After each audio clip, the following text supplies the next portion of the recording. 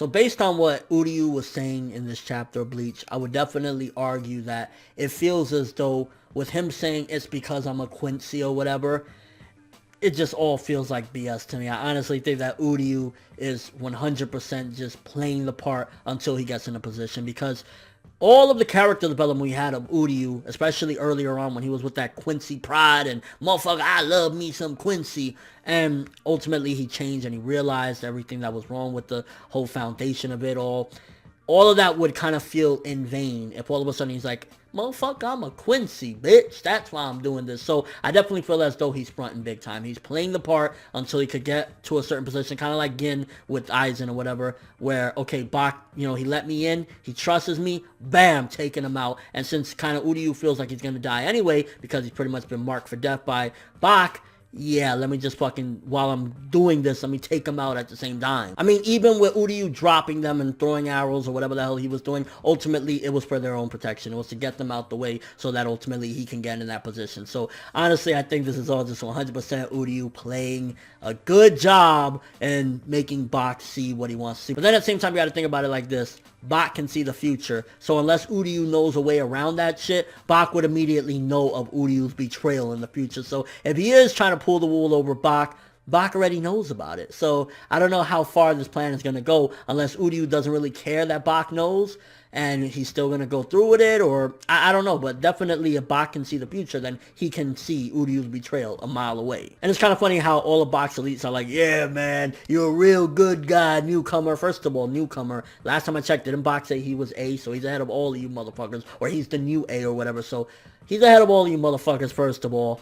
Second of all, yeah, you guys are dumb. I don't know. I'm not a big fan of the elites because, first of all, we didn't really get to see them flex too much. First, they got their asses kicked. Then they destroyed the Zero Division, and we never even got to see how they destroyed the Zero Division. So, I'm not a big fan of box people, his elites or whatever. I would like to see more of them, and I'm sure one of the main reasons why they exist is so that we can see more and see Renji and the rest of them fight them or whatnot. But as of right now, it's just kind of like they look like superheroes, like Hawkman and rejects from the Justice League or some shit. And you can definitely see that the way Bach talks, it's almost as if he's hurt. Something the Soul King did, whether it was that he wanted a father and the Soul King rejected him, or his ideals made the Soul King turn his back on him. Ultimately, there's something along the lines where he's kind of like, fuck, my father, shitted on me. And that's why he's like, you would drag your own son, Reishi's right arm, you would drag me down as well. And it's kind of like, I wouldn't be surprised if a big portion of why Bach is doing this is because his father said fuck you, or his father did something to him to make him to the point where it's like, my father did this to me, so I'm going to take everything from my father. Because he even said in this chapter, I'm going to take everything. I'm going to absorb the Soul King and take everything that he had. So there's definitely a deep-seated hatred, and it's probably, to a certain degree, a father complex that Bach has. So yeah, we'll get more developments, and I'm sure there's more to it as well, his relationship with Yamamoto, other things that maybe the Soul King was doing, but at the very least we can tell that Bach had some major issues with the Soul King and his father, the Soul King. And once again, Bach stating that the Soul King could see the future, but he couldn't predict how strong Bach would be. If the Soul King could see the future, then why didn't he prevent all this to begin with? But then again, if you got two motherfuckers that could see the future, they could potentially each change it. So maybe he could see the future to a certain extent, and so could Bach, and Bach was changing it at the same time. Maybe they've been battling to change the future this entire time, or is the future set in stone? Definitely kind of goes into like, not time travel, but kind of just like this paradox is like, well, if the Soul King does this, will this change this? And then if Bach does that, will it change this? Or did the Soul King underestimate Bach? Is this all a part of the Soul King's plan, and he knows eventually things will work out because he could see that Ichigo's going to save the day, and that's why he's letting things go down like this?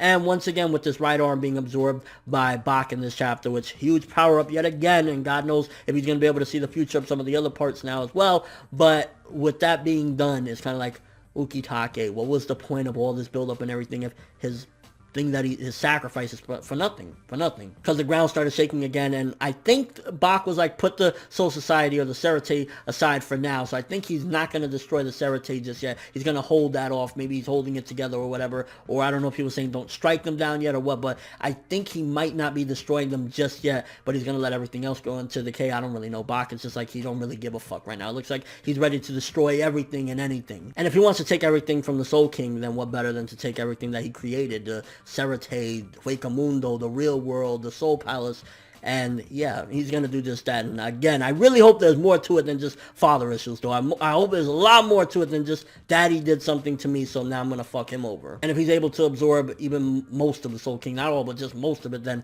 he's gonna be hacked as fuck. I mean, he's already hacked as fuck. He can see the future, he can change the future, and ultimately he pretty much has this fucking godlike power now because he just absorbed the right arm of the fucking Soul King. So he's getting really hacked, but then again, we got Hack's ass Aizen coming through, and we also have Ichigo that can be very fucking hacked, so it's gonna be a Hack's ass battle. Just imagine it on some Gurren Lagann shit after some given point, just fucking throwing universes at each other, like, Getsuga Universe, motherfucker! And it looks like we have some fights incoming, maybe, if Ichigo and the crew can get back up there, because Baku's like, in the meantime, while I'm absorbing and fucking everything up, make sure nobody distracts me, so probably we might have some fights incoming with Uryu and the rest of them, depending on what happens. And yeah, fucking pretty good chapter yet again, very good stuff. Honestly, Uryu, I don't buy it for a second, bro. I think all that Quincy development that you had early on about, okay, you know, it wasn't that bad, and the Quincy made the mistakes as well. I don't think he would throw all that away and say yet again, I'm a Quincy, roar, like, there's more to it. And what do you guys think about this? If the Soul King could see the future the entire time, and Bak could see the future the entire time,